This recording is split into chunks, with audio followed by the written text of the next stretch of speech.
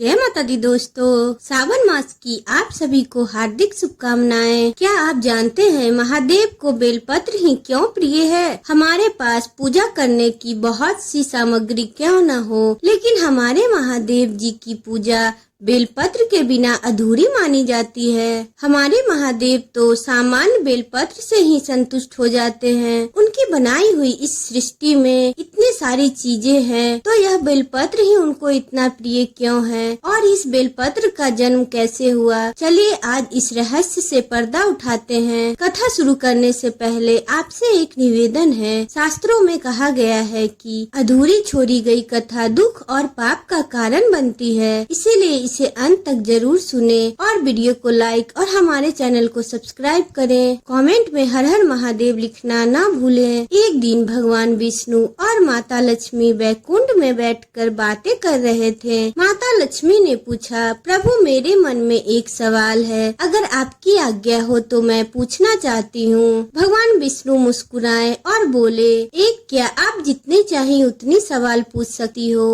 आप हमारी अर्धांगिनी हो, आपके पास यह अधिकार है। तब माँ लक्ष्मी ने पूछा, प्रभु आपका सबसे प्रिय कौन है? विष्णु भगवान ने जवाब दिया, आपको क्या नहीं पता प्रिय?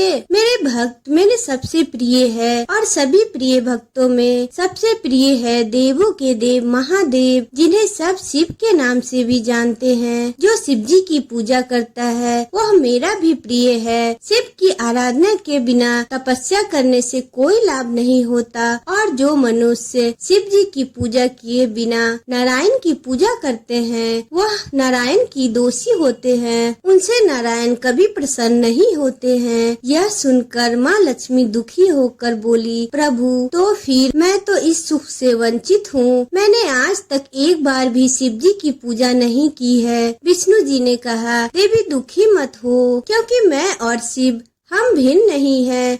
जो हरि है वो हरा है, अर्थात जो मेरी पूजा करने से आपको शिव की पूजा का फल भी प्राप्त होता है। फिर भी माँ लक्ष्मी नाराज सी लग रही थी, तो नारायण हंस के कहे, यदि आपकी इच्छा है तो कमल के पुष्प से उनका पूजन करो, वे अवश्य प्रसन्न होंगे। अपने पति की बात सुन के माँ लक्ष्मी शिव जी की पूजा करने के लिए तैयार हुई। फिर एक दिन सुबह सुबह वे संसारी सरोवर से 108 कमल के फूल लेके आई और ओम नमः शिवाय का जाप करते हुए शिवलिंग पर अर्पण करने लगी। सर्वोत्तम पूजा के दिन भी माँ लक्ष्मी तालाब से 108 कमल के फूल लेके आई। वे एक बार ओम नमः शिवाय का जाप करती और शिवलिंग पे एक कमल का फूल चढ़ाती। इस तरह वे एक के बाद एक फूल शिवलिंग पे चढ़ाती जा रही थी और 2 बार मंत्र का जाप करना बाकी था। तब माँ लक्ष्मी ने देखा कि कमल के पुष्प तो समाप्त हो चुके हैं। अरे फूल कहाँ पर है? एक बार नहीं 3 बार गिन चुकी हूँ, कहाँ गए 2 फूल? किसने लिए? माँ लक्ष्मी चिंतित हो गई। अगर 108 कमल के फूल नहीं चढ़ाई तो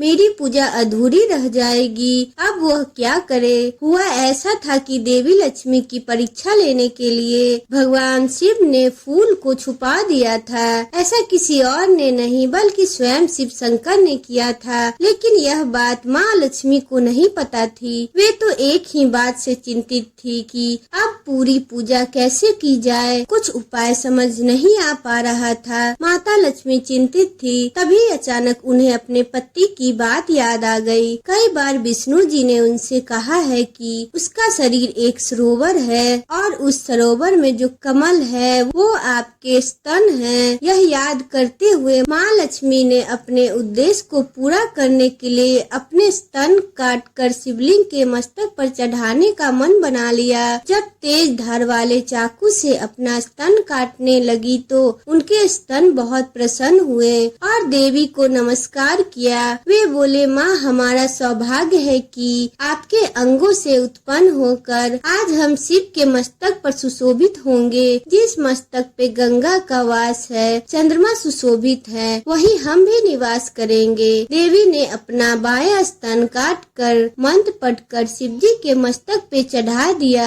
जैसे ही वह दाहिना स्तन काटने लगी, अचानक स्वयं शिव शंकर उनके सामने प्रकट हो गए। शिव जी का दिव्य रूप, चांदी के पर्वत के समान विशाल शरीर, मस्तक पे चांद चमक रहा था, जटा से गंगा बह रही थी, सारा शरीर राख से ढका हुआ, हाथ में त्रिशूल। कितना अद्भुत रूप है महादेव का। माता लक्ष्मी ने शिव जी के दर्शन किए और उन्हें प्रणाम किए। माता लक्ष्मी ने शिव जी के दर्शन किए और उन्हें प्रणाम किए। हे महादेव शिव शंभु, माता पार्वती जिन चरणों की पूजा करती है, योगी जन जिनका नित्य ध्यान करते हैं, उन चरणों की पूजा में ही मेरा समय बीते, बस इतना आशीर्वाद दीजिए भगवान। भोलेनाथ संतुष्ट हुए और बोले तथास्तु देवी। लक्ष्मी आपकी सभी मनोकामना पूर्ण हो। आप पूरी संसार की प्राणियों के लिए अन्नदाता बनेंगी। सभी आपको माँ के रूप में पूजा करेंगे। आपको पूजा करने वाले प्राणी को कभी भी अन्न धन की कमी नहीं रहेगी और भक्ति में आज आपने जो पूजा की है उसी के अंश से जन्म होगा बेल के पेड़ का, जिसे सब बेलपत्र के नाम से जानेंगे। बेलपत्र चढ़ाकर जो मेरी पूजा करेगा मैं उसकी सारी मनोकामनाएं पूर्ण करूंगा। कोई सोने के पुष्प या सोने का पत्र नहीं, कोई सोने के पुष्प या सोने का पत्र भी इस बेलपत्र के सामने नहीं टिक पाएगा।